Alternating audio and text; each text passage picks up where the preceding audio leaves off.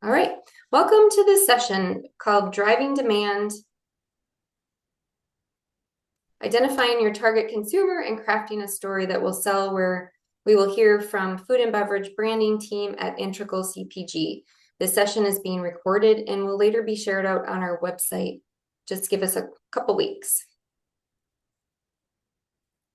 Our agenda today, again, we have these awesome guest speakers, we're going to be learning about understanding your customer, their purchasing habits, and how this can help your business increase sales.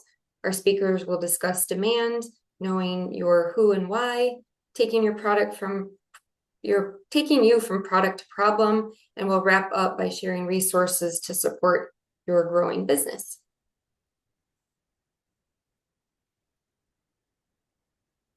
My name is Jamie Rarig. I'm the Assistant Director of Partnerships and Director of Food and Farm Business Assistance and Support at the Center for Regional Food Systems and Product Center at Michigan State University.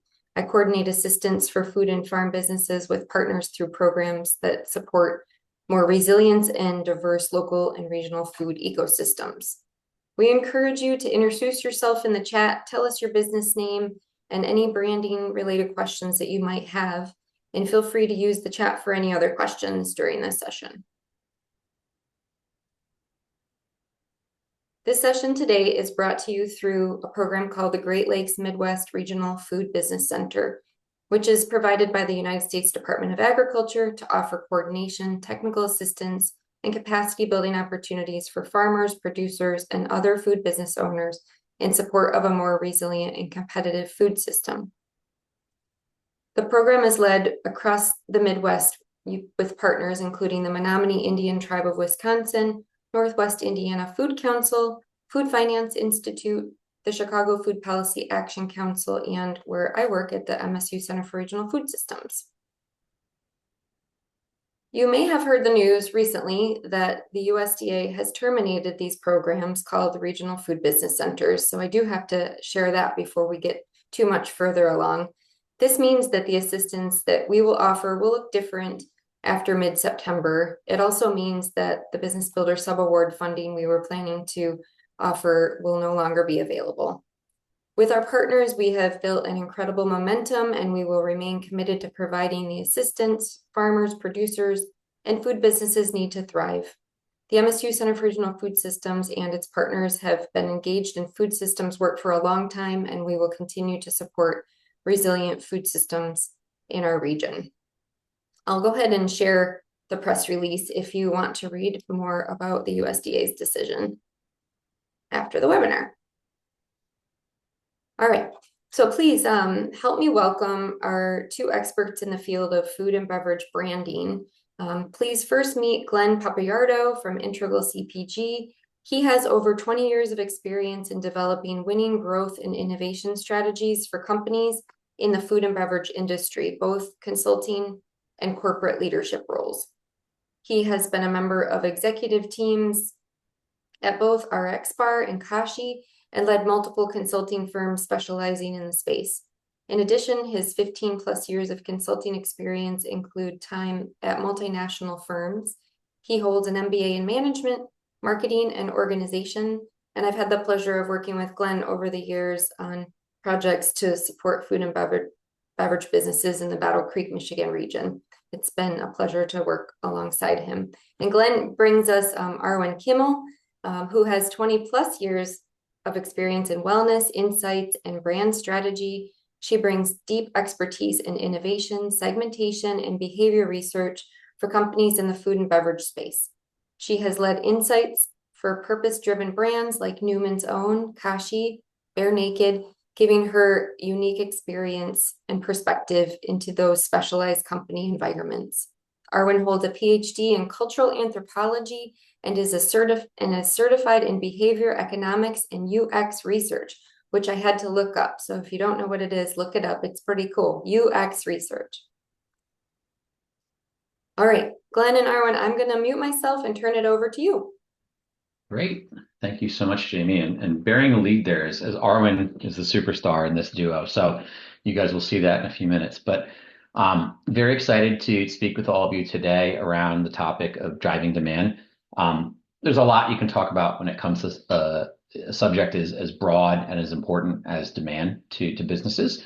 So consider this one slice of that broader universe of topics, but hopefully something that for at least a few of you is at least a thought starter. In some cases, maybe it's more than that, and gives you a different lens at looking about at how you're trying to drive demand for your own business and who you're trying to speak to and get interested in the product, I'm assuming in most cases, or even service that you're providing. So, Jamie, you can go ahead. Or do I have the power as well? Yeah, let me know. Um, so, what is demand, right? When we say the word demand, it's one of those things that's thrown around a lot in basic economics, supply and demand. But what's underneath it, particularly for our context today? Well, in this case, we're talking about the idea of consumer or customer, if you're in a B2B setting, demand.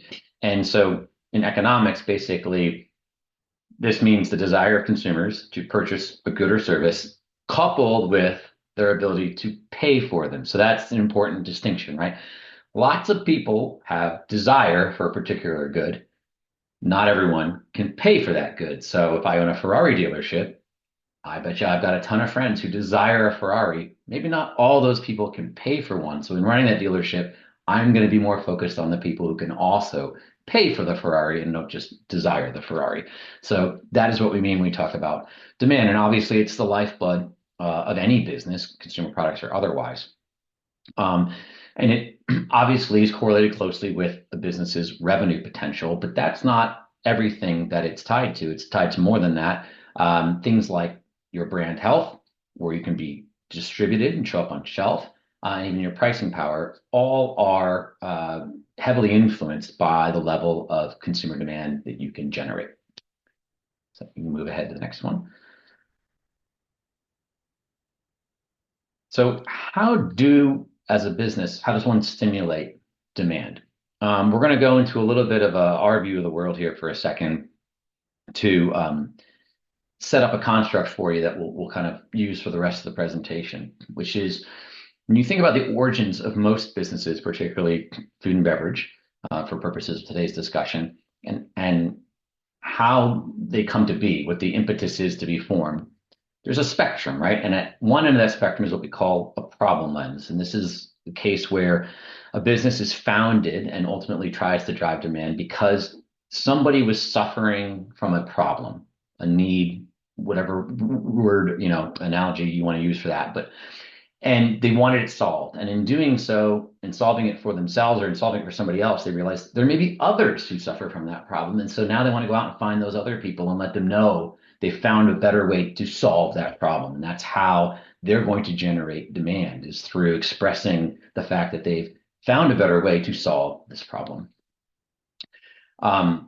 And the other version, at the other end of the spectrum, is what we refer to more as a product lens. So this is, I have something.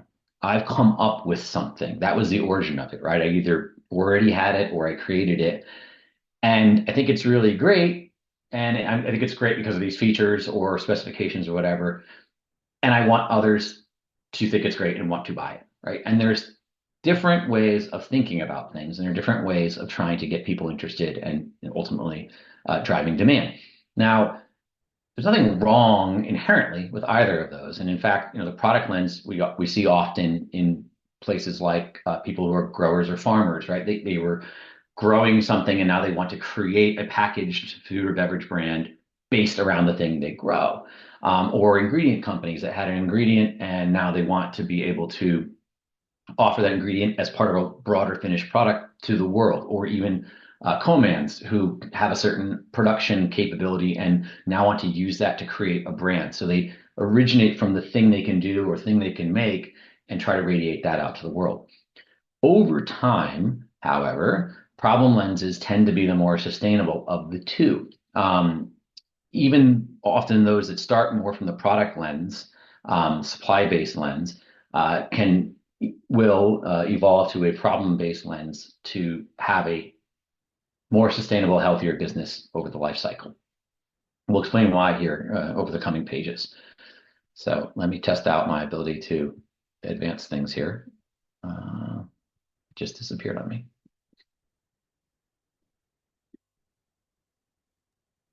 Okay, there we go. I think that worked. Sorry, how do I go backwards, Jamie? Do you know? There we go. Yeah, I thought it skipped. I was like, wait a minute, I clicked something and two slides went by. So why does this matter? Well, in addition to obviously having a close correlation with revenue potential for a company, which is very important, understanding how you're going to stimulate demand informs a number of other critical business decisions, including over time, what other things to make. If you start, you always obviously started with something. What else do you make after that? How to talk about the things you make and your brand, where to sell in terms of channels, retailers, et cetera, even within a store, and how to price. And as part of this, it also drives who you ultimately compete against. And I say ultimately because sometimes people will fall into a little bit of a trap and take what I call like a Nielsen spins view of the world in terms of competition, which is I sell potato chips, and so my competition is other people who sell potato chips. And that may not be entirely true. And you'll find out why here in the coming pages that who you really compete against has a lot more to do with what it is you're solving for a given consumer than necessarily the food format or the beverage format that you're making. So real world examples of this to try and maybe drive home the point. A couple of recent successes of problem lens founded companies, which you probably at least have heard of one of these two, if not both. Starting on the left, RX Bar, right? So RX Bar, Peter and Jared, founders, they were members of the CrossFit community. So they are already the target consumer of what RX Bar ultimately becomes. And they start to suffer this problem of before and after workouts, they didn't like the high protein options that were available to them, either in the stores or at the CrossFit facilities. And so they decided to solve the problem for themselves. And in doing so, figured other people in the CrossFit community might also benefit from the way they had solved the problem. And so they went out and started to talk to others about this in that community. And because of that, they then looked to sell the product in the early days in places where this community spent its time. So obviously gyms or CrossFit facilities, the coffee shops they would go to throughout the day, and online were some of the kind of key earlier places that RX Bar was sold and grew quickly. How did they then effectively communicate that they had solved this problem to the world? Well, one is the iconic ingredient-centric front package of RX Bar, which, by the way, was not the first package. It was or design. The second was the second, but it really was a huge unlock because it drove home the fact that it was clean, had the protein, and had it from really helpful sources. Two, they did a lot of field marketing. So for those not as familiar with that term, field marketing is basically going out to events in the world where your target consumer is going to be and allowing them to interact with your brand and product in some kind of structured way. It could be samples, contests, informational discussions, all the above. And so they spent a lot of time on that, particularly in early days around the CrossFit community. And then the other thing that they did in order to solve this problem better and to meet these communities, they worked through a digital direct-to-consumer kind of closed loop. Spent a lot of time selling through their own website, through digital ads they would create through social media, and then capture that transaction and then talk to that consumer in and around their transaction and consumption experiences, and then share that with the world so that they continued to build community virtually beyond the physical CrossFit facilities they were in to an ever widening set of people. Similarly, Magic Spoon, the problem they were trying to solve is they wanted to snack on cereal basically, and there was a lot of guilt around the sugar levels in conventional cereals and its acceptability as a snack for their needs. And so they created a cereal that was much lower in sugar, and then also had the added benefit of higher protein, so there was a better macronutrient balance. And they were themselves kind of late millennial Gen Z folks. And so that was the world they kind of understood and who they were kind of speaking to and the way that they created the brand and the messaging. And to get to those people, they used things like selling through online, using nostalgic kind of dreamy retro packaging to capture the mood, but also the emotion of that moment for that particular set of consumers who were really kind of interested in nostalgia at that point in time. And they got to them early, in particular through things like late night TV, like commercials on certain networks, where maybe people wanted to snack while they were watching TV, and through streaming. And like RX Bar used then a digital marketing and direct to consumer closed loop to really have a really close connection with their consumers and use that to build community and word of mouth, et cetera. So I bring these up just to show you that understanding, the problem you're solving and the way you want to drive demand ladders into a bunch of other things in the business, in both these cases and many others. So then how do you figure this out? Well, for that, I'm going to turn it over to Arwen, and she's going to walk through, if you want to take a problem-based kind of lens to the world, how do you do it? Yeah, thank you. Perfect. So the two big questions at this point, if you're trying to build to live in this model, are who do I talk to? Who is the right consumer group? And why would they want to buy what I'm selling? So those are the big questions we're going to talk through in the next several slides. Jamie, if you could take us forward. When we think about the who and the why, there are a couple of ways in, there are lots of ways in, to each of these questions. When we think about the who, the two big things people typically think about are psychographics and demographics. And they usually start with demographics. And there's a trap here, which I'll unpack on the next couple of slides. But demographics are things that you would tell the census. It's your age, it's your gender, it's how much money you make, it's how many kids you have. It's things that are sort of measurable in that way. And I've often heard who is your consumer? Oh, it's women 35 to 55 who make $100,000 a year or more, right? Like that's the kind of description you get for for a demographic. It's one way in. A better way in is psychographics, which is more about what people feel and believe. And in reality, how you feel and what you believe, those things that are important to you, actually drive your decisions far more than your age or your gender. And so psychographics try digging into what's important to somebody. Do they care about health and wellness? Are they conservative or liberal? Are they excited about food or cooking? Are they not excited about food or cooking? Those kinds of things are far more likely to drive decisions in food and beverage.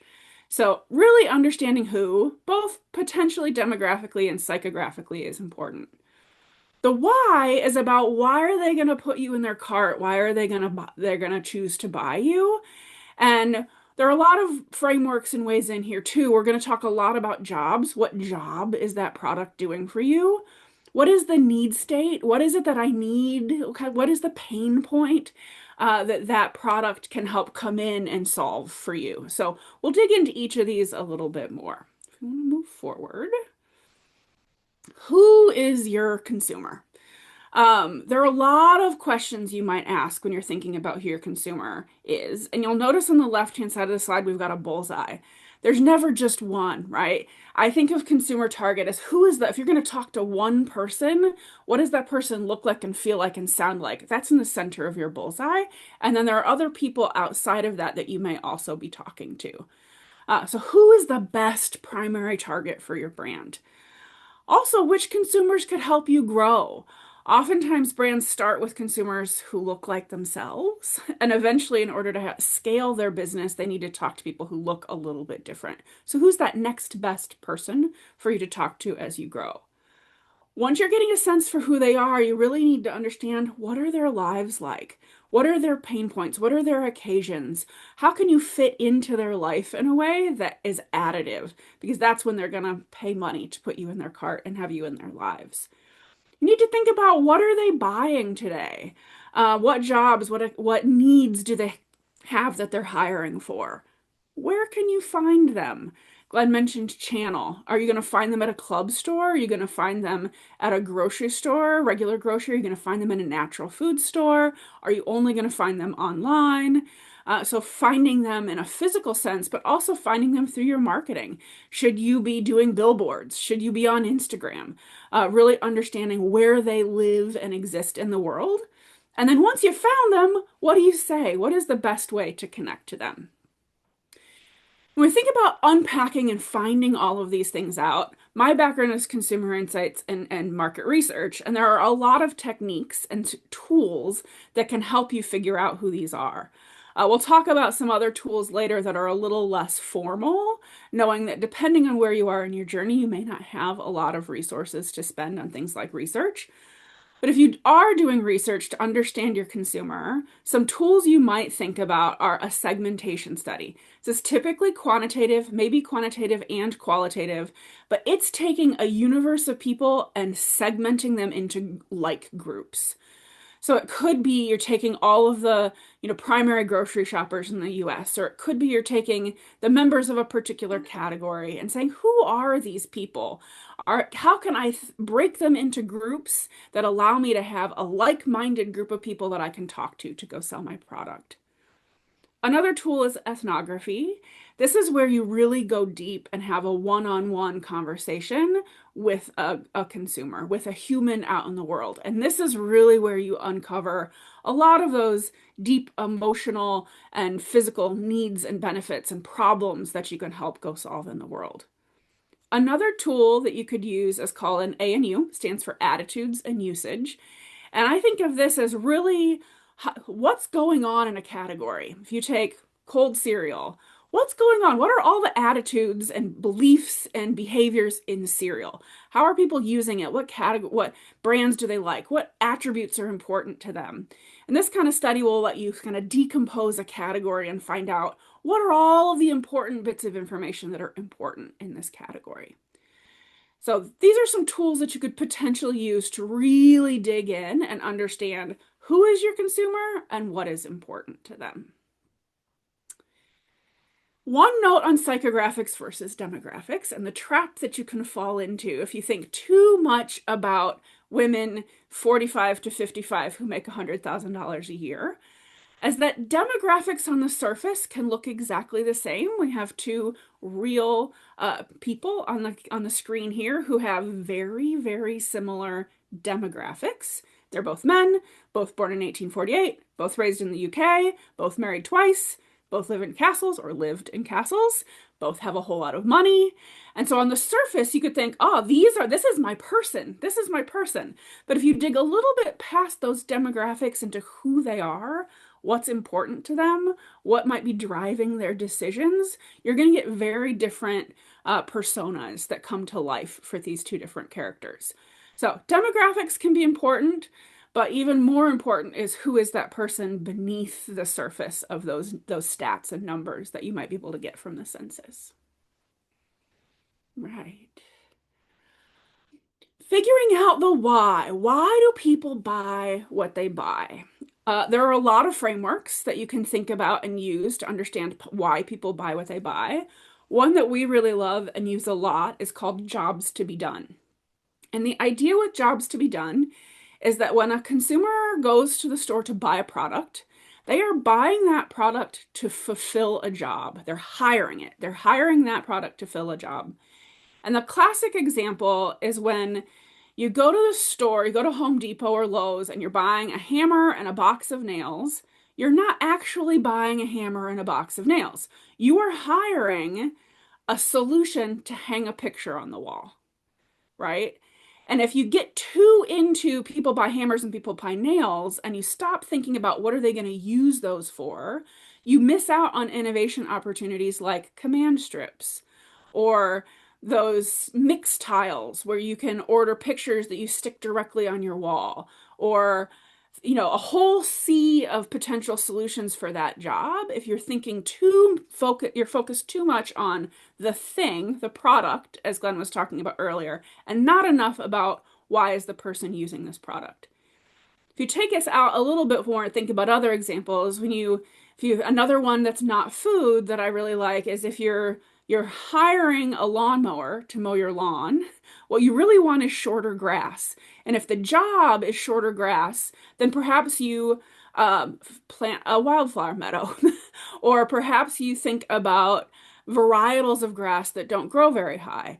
And so as an innovator, it opens up your mind to be able to think about solutions for the consumer that are actually fulfilling the job and not just building a better hammer and nail. Okay. So when we bring this into food, we like to use a framework. If you could take me forward one step. Oh, there we go. Oh, it's going back. Go one forward, one more for me. There we go. When we think about, as particularly in food and beverage, when people hire a product to do a job for them, it is usually some combination of a functional need, a functional job that they're trying to fill, an emotional job, how do they want to feel when they buy or use this product, or a social element to the job, how do they want to look out in the world. Most of the time, all three of these are at play, but sometimes one or more of them is more important. And so, thinking about the context, who that person is, what situation they're in, what needs do they have, can really help you build products that actually fulfill the job in a better way and to get you hired and somebody else fired. So, we go forward one more. When we build out a job statement, we think of it this way. One, the first piece is when I. So when the consumer, when I am in a particular situation, when I'm in this context, in this situation, I want or I need a solution. So, right, so you think about what that solution is so that I can feel, do, be a certain way. So we think about these three pieces help us to expand those functional, emotional, and social elements of the job. We've got examples on the next slides. If you can take us forward one more. To give you some sort of real life examples, here are three jobs in food and beverage that a consumer might have. So the first one, when I'm packing my kids' lunch. So this is the context. I am at home. It's, 6 in the morning. I'm packing my kids' lunch. I need delicious, high protein options that won't go bad before lunch in the lunchbox, right? Because this is just going to be sitting under somebody's desk for 3-4 hours, and I don't want the food in there to go bad or not be tasty anymore. And I need this solution so that I can feel confident as a parent that my kid will have the energy and focus they need throughout the school day. That's the job that you're solving for. The second example, when I make myself breakfast, I want my meal to feel special without taking all morning to cook, so that I feel like I'm worth it and set an optimistic tone for the day to come, right? As much emotional as it is functional. And the third example, when I'm cooking a meal for friends and family, I need low-risk dinner options that look amazing on the table, so that I feel like an accomplished cook and host in front of my guests. Definitely functional and emotional, but that social element is amplified in this job because that person needs to look great in front of their friends and family. Like they are an accomplished and proud cook, right? So lots of different sort of moving pieces in each of these. Gonna dig in deeper if you move forward one more slide for me, and we'll take that example one. So when I'm packing my kids' lunch, I need delicious high protein options that stay fresh right through lunchtime so I can feel confident I'm giving them what they need to have energy and focus throughout the school day. This is the job. Why does this matter? What does this do for us if we think about a problem or for a consumer in this way? First, it helps us think more broadly and accurately about the competitive set. Glenn mentioned this earlier. In reality, if you're selling a granola bar, you're not just competing against other granola bars. Consumers don't think about choices that way. A consumer thinks about a broad range of solutions that can fulfill that job for them. So when you think about it from a job first lens, you start to see the competitive set as not just other granola bars, but in this case, some things people could be hiring that meet the needs of this occasion, this job. It could be a Go-Gurt, it could be an Uncrustable, it could be a beef jerky, it could be nut butter, it could be a bowl of fresh edamame, it could be a lot of things. And so the consumer is thinking about this broad set. And if you want to come in and win in this job, you need to think about getting these guys fired as a broad set and not just other granola bars or other squeezable yogurt. So when we think about that competitive set, we think about this job, what else does this give us? It says, what do we need to do to get people fired here? What do we need to do to get our solution in the mix? And so you get hire criteria. What needs to be true for somebody to hire me for this job? So in this case, it needs to taste great, it needs to have protein, it needs to be shelf stable, at least through lunchtime, and it needs to be kid friendly. If it's not those things, it's going to be a hard time getting hired for the job. And what might we see that we could get somebody fired for? Well, my kids don't eat it. If it's coming back in the lunchbox at the end of the day, you're going to get fired. If other kids are judging it, remember this is functional, emotional, and social. If other kids are going to look at that and your kid is going to be judged or bullied because of the contents of their lunch, you're going to get fired.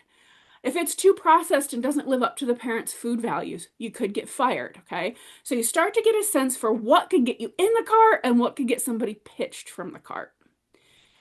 Then it says, how do we talk about this? How do we show up out in the world and unpack in advertising when we're talking to that consumer about this product? What do we say that helps them really connect and understand that this product is going to fulfill the job? So we bring this back to functional, emotional, and social. So what do we want to say about this product?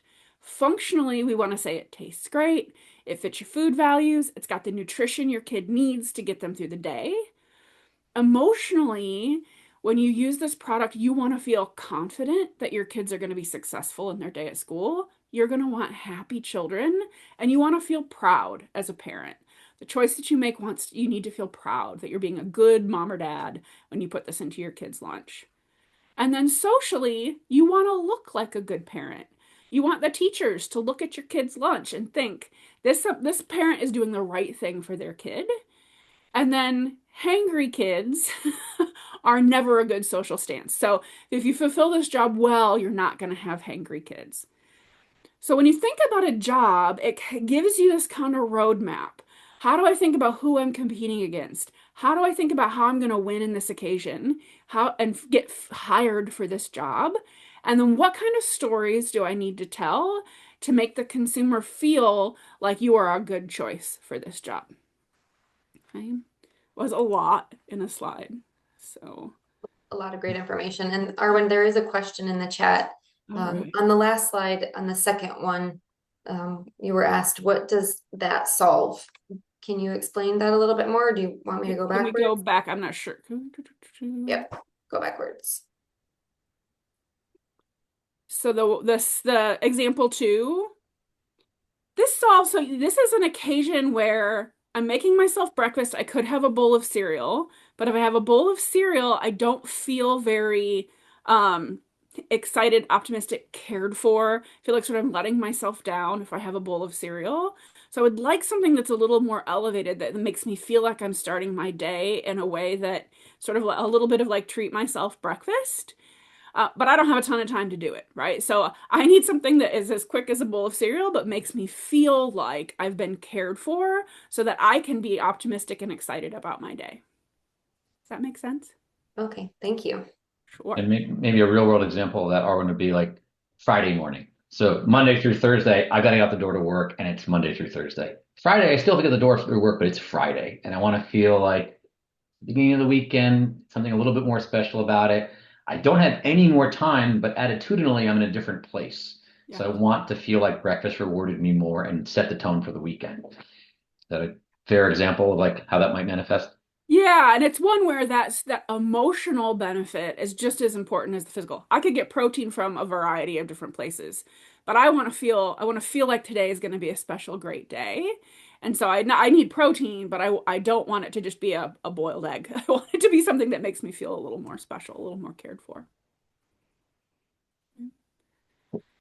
Perfect. So now I've told you all these things that a job could do. So I wanted to talk a little bit about how do you find a job?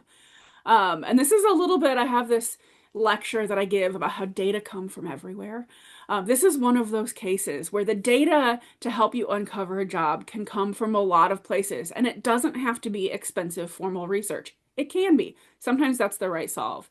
But often people uncover jobs in their own personal experience. And this happens a lot with founders of food and beverage brands. One of my favorite examples, Glenn lived through this one as well. We had the benefit of being able to work on the Pure Organic brand, which was founded by a woman who lives here in Michigan.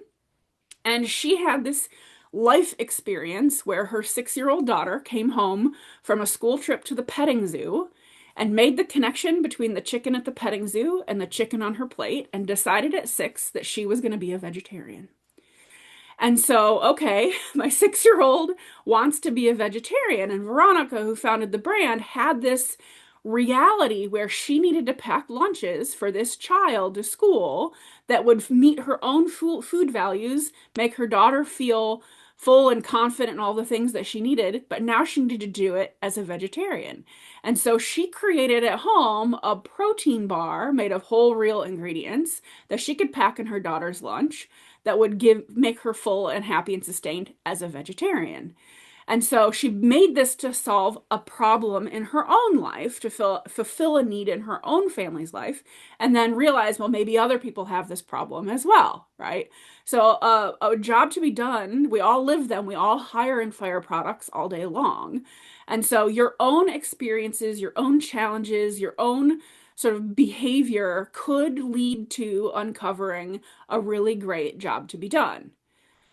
You can also uncover jobs to be done through observation of other people in your community, in your circles, your children, your friends, your family, looking at other problems and challenges and realities that people out in the world might have.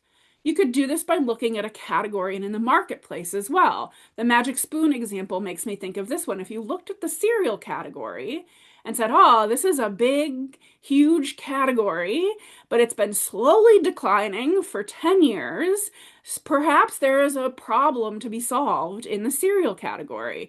And so you dig in and you say, oh, you know what? People are looking for breakfast that have lower sugar and higher protein, and cereal's not fulfilling that. How can I meet that job of lower sugar and higher protein in the cereal category? So you could get there from looking at the marketplace. So you can uncover these through looking at the world around you, talking to people around you. You can also do research. This is the world I live in. I do a lot of research about jobs to be done and about consumers and consumer targets. You could do quantitative research where you're understanding what's important to people and what challenges do they have. You can do qualitative research. Ethnography that I talked about earlier is a great way to uncover jobs that people have in their lives, things that they're really trying to hire for, and understand how well are those solutions living up to the job criteria today. And you can look at all of that and sort of analyze the data to uncover those different jobs. So wherever you are in the journey, there are opportunities to think about the world around you and think about data very broadly and understand, what are people doing today? Why are they doing what they're doing? And how might I insert my product into this situation to do a job for them better than the other options that are available? I think back to Glenn. Great. Thank you, Arwen. So kind of coming back to something we talked about in the beginning of why does all this matter, right? Like, why is it important to successfully running a brand and a business in packaged food or beverage? So to take the example number one on the jobs example page around kind of the kid lunch, we'll call it. Some ways that understanding that job could impact choices for you in running the business. One is what to make, right? So either how to evolve what you already make or what to make next. And so you think about some of the benefits desired in that job. So should I include fruit or veg content to help with nutrition? How do I have the right macronutrient balance to keep people satiated and energized at critical late morning into lunchtime as they're flagging? Obviously, whatever I make needs to be portable and on the go because it's going with the kid to somewhere. And then because of that, it also needs to be easy to prep for the parent putting it into the lunchbox and easy to eat for the kid taking it out of the lunchbox. So knowing those things helps us design and make better products, how to talk about them. So what nutrients within here should I be hitting on? What's going to resonate with usually the parent, right? Most of the kids aren't hanging on claims about nutrients. Same thing with cleanliness, right? So again, for the parent, how do they make them feel like it's permissible and they feel good about providing it?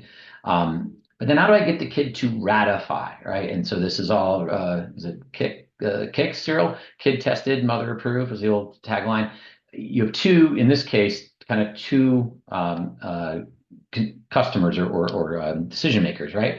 And so being able to get the ultimate consumer, the child, excited about it, as it matters, right? I can't just talk to them about cleanliness and nutrients. I've got to do something that gets them excited as well. And so the way the package looks, and that's why we have things like characters on packages, because kids can see them when they're walking down the aisle, but also the way we talk about the flavors of the product, right? Calling it lavender infused saffron vanilla, probably not as meaningful for an 8-year-old versus super tasty happy birthday vanilla. Completely making it up, but these are the ways. Razzleberry. Yeah, exactly. These are the ways that knowing these things can influence the decisions that we make. Where to sell? In this case, do I go to club with this product versus grocery versus mass versus natural? And ultimately, you want to be in all of them, but you've got to start somewhere and sequence accordingly. And then even within the store, where do I try to get my product position? Is it in the snack set? Is it in the chilled, part of the store by perhaps yogurt and cheeses, so that it seems fresher and more premium? And then, of course, how do I price, right? And this is how all these things build up to. If you mainstream premium, as we call it, could reflect to the consumer a better level of cleanliness and quality, because sometimes people do kind of correlate the price of something with its attributes. Not always correct, but people do it. It's a human behavior. But you can't get too expensive, right? Because now I'm not accessible and I'm priced out of being in places like most grocery stores and for most families. So you also should think about for your pricing, like what's the frequency of the job, right? So if the child's eating this almost every day for lunch, well, one, I'm probably going to offer it in multi-packs. And two, I offer people more and more value the more and more they buy, because they know they'll go through them. This is why Uncrustables are frozen, right? You can buy a bunch and then they stay in there, and you take them out each day and put them in a lunchbox and they thaw. It's genius. So this all stems from knowing about the job, knowing the problem it is that you're solving with your brand and your product, and how it can make your business better. Go ahead. So I mentioned also at the beginning about this spectrum, right? Of problem lenses and product lenses. And it's a gross oversimplification of the world, but it's because we're on a webinar with under an hour, right? So we could take a week to talk about all these things and the nuance behind it. So let's just go with the bookend model for now. Let's say you're someone who started a business more from a product lens. And by the way, we're not vilifying that, right? That is a very normal place for brands and businesses to start. It's one of the points of impetus for people when they decide they want to go down this journey of starting a food or beverage brand or business. But if you have one and you're still very much trying to talk to people about the product, and you'd like to augment that, we'll call it, or evolve into a world where you're maybe a bit more problem led, the good news is you can. It's not a one-way street. So the way that this happens when maybe a business has already started as through a product lens is you need to step back and look at the universe of available jobs. Now, not all of them. Usually there's some filtering to be done up front around thinking about some of the core attributes of your product to begin with, and maybe the types of jobs that might be more applicable for, so that you narrow the scope of what you're looking at. But once you do that, you assemble a collection of 3, 4, 6, 8 potential jobs that might be relevant. And then you go through the process of evaluating each of them against the product you have to offer or could offer with some modifications to understand which of them seems kind of most viable, number one. So like, can I actually tell a story and get this product to really be a quality solution and get hired for that particular job? Then you also want to think about the nature of the job itself. Does it have a significant amount of usage and demand and potential related to it? It's a lot of effort to go through this. So usually you don't want to do that just to go into a job that's quite small. Or you might want a couple of jobs, right, to balance off one that's more niche, one that's a bit more broad. Once you understand those jobs that are most relevant, you can then reframe the product you have, right? And it doesn't necessarily mean you have to remake it. It could just be how you talk about it. It could just be the way it's packaged, or a little bit of both. And then sometimes over time, there might be some things you do behind the scenes with your formulation where, hey, if I just switch that spec ingredient to this more clean version, I pick up a benefit now that's going to matter in the long run. And I just kind of do it behind the scenes as the next production run comes up. So it doesn't always have to be a massively disruptive effort to migrate a brand or a business from a more product lens beginning to a more balanced, we'll call it, and potentially problem-led position over time. What it comes down to, though, at the end of it is obviously understanding who and why. If you don't understand that, then you can't go on this journey. So that is a kind of a key starting point. So in terms of where to go from here, obviously we just walked you all through a pretty quick 101 around some of the fundamentals behind understanding target consumers and how that can be used to drive and cultivate demand. There's a lot that can be done, right? So first, questions you can ask yourself is, do I think, having heard all this, I'm taking more of a product or problem-based lens with the brand and business that I've created? How good do I feel about really knowing the who and why behind what it is we're doing? If I don't, could I readily come up with an assumption or a hypothesis? Or even if I do know it, do I feel like there's any gaps in that kind of how comfortable am I with either that knowledge or that assumption? And what kind of gaps are these?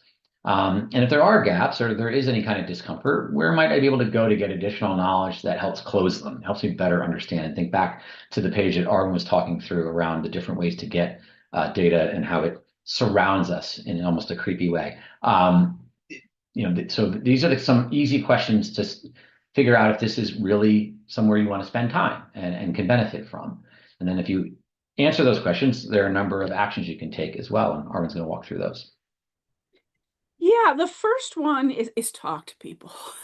And this is a skill that that founders do in a lot of different ways. You become this kind of person that chats people up in the grocery store. It can be as informal as you see somebody in the grocery aisle, they're shopping, chat them up. Often brands will do sampling at some point. This is a key opportunity to have a conversation with people and give them your pitch. Try it out. Tell them about your idea with different job lenses in mind. Think about the different functional, emotional, and social benefits and try and weave those into your pitch and see how people react. It's the best way to see what's going to resonate with people is to actually have a conversation with them. We encourage you to do sort of a strategy self-audit. Take a critical look at what you're doing today. How do you know what you know? Do you really know it?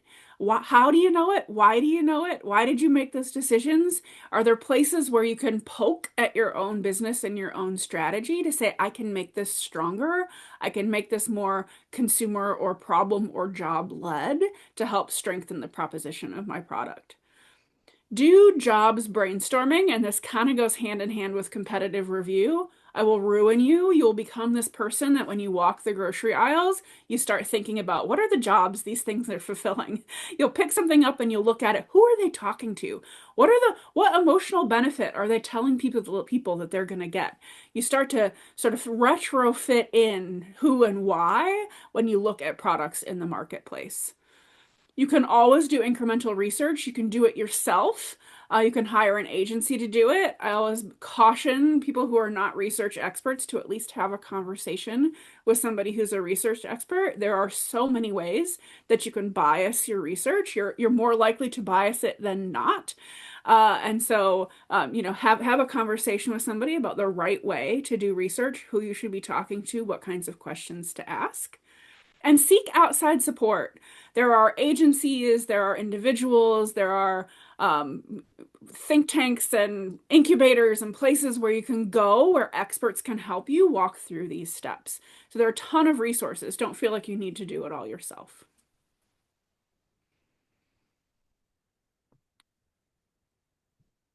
Speaking of resources, Jamie, did you want to speak to any of the ones up top? That was a perfect segue.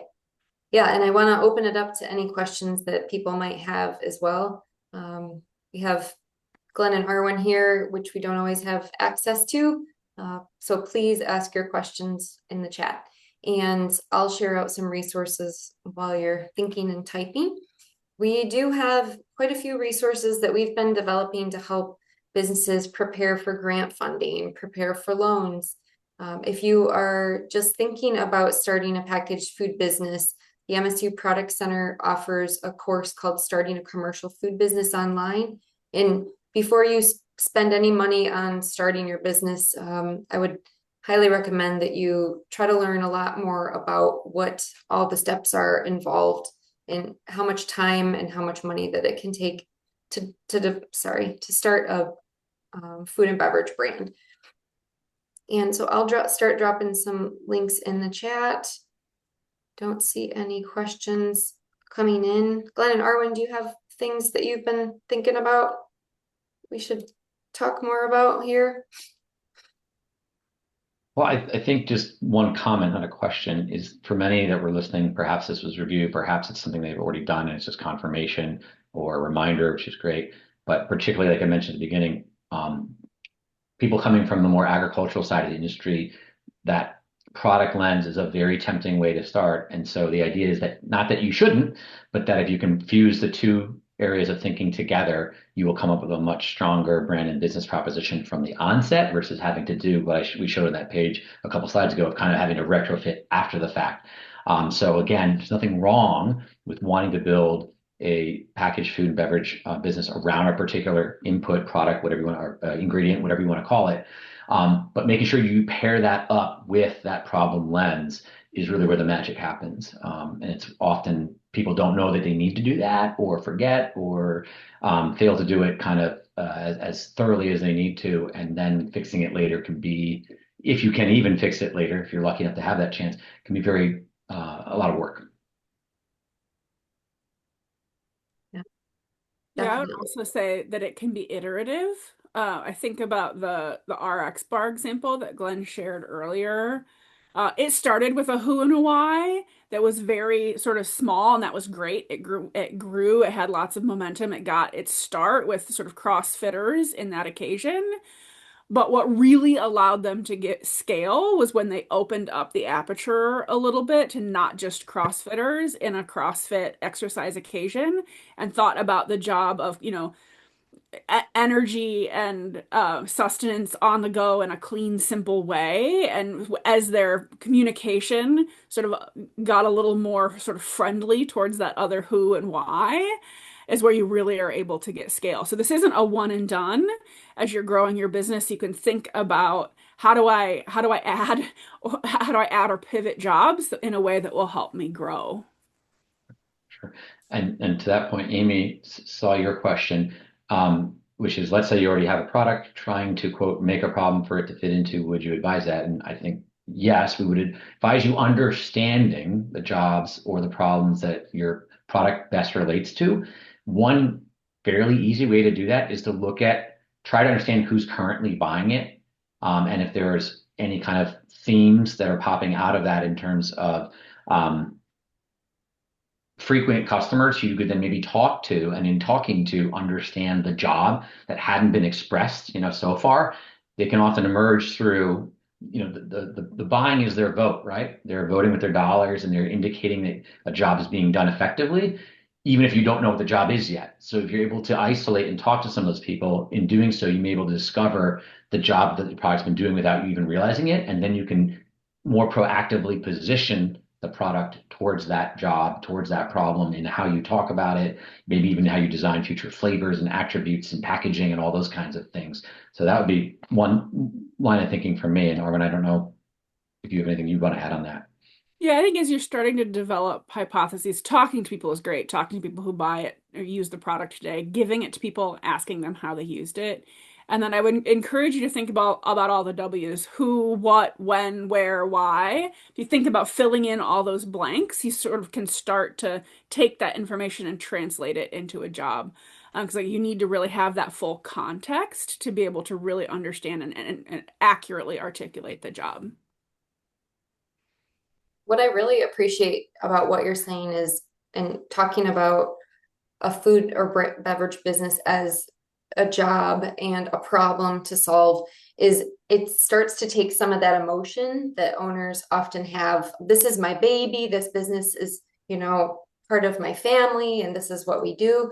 But it starts to me to start to make it sound more like a business, that this is why we're doing it. We're trying to correct a job. We're trying to correct a problem, and build the business that way. So I love that. I see Yeah. another more information on the chat. Yeah, I mean, I think that what it sounds like you're describing is sort of hire and fire criteria. You're getting hired over something else because you've done it better, right? The recipe is a better recipe. But you have to sort of think out a little more broadly to get to a job. So try to, on what occasion, in what situation, what is it doing? What is the benefit that it's having for somebody outside of just those attributes that are more hire and fire criteria? Yeah. So for example, in that case, I mean, this is complete not knowing really much of anything about your situation, but moisture, for example, in baked goods is often correlated with being more indulgent, right? So like maybe the people that want it to be moisture are doing that because underneath the job they're trying to have perform for them has something to do with rewarding themselves, feeling indulged in, feeling special. So again, just trying to give an example. It may not even be the right one. But to Arwen's point, what you've tapped on is a subcomponent of understanding the job, and you just need to keep pulling on the thread now. So Yeah. All the there you W's, go. why and where and how and when, and keep asking those questions, and eventually you'll get out to the right place. Yeah. Feel free to drop us an email though, if you'd like afterwards and give us a bit more context, and we'll see if we can give you both better hypothesis and maybe even better guidance on what to do about it. Yep, and I put the link for Integral CPG in the chat there, and you can find them online too. And as well as you can follow them on LinkedIn. I'm sure that they'd accept your request. For And if sure. you could, in the last couple minutes here, either take a picture and get the QR code to take our quick 5-question survey, or click on the link in the chat. We'd really appreciate knowing what you thought about the session and what topics you might want for future activities. Thank you for all the chat and communication and questions. We really appreciate it. Thank Glenn, you for Arwen, anything else you can think of? just thank you for the feedback and for taking the time to join us today. We're flattered. Thank you. Thank you. And I'm touched that you stepped in. The Regional Food Business Center cancellation was a difficult time for all of us, and for you to be able to step in and support the program. And this will live on our website for years to come. Great. Well, we're happy to do it, and it's the Thank you, least we could do. everybody. Thank Thanks. you. Take care. Bye. Bye.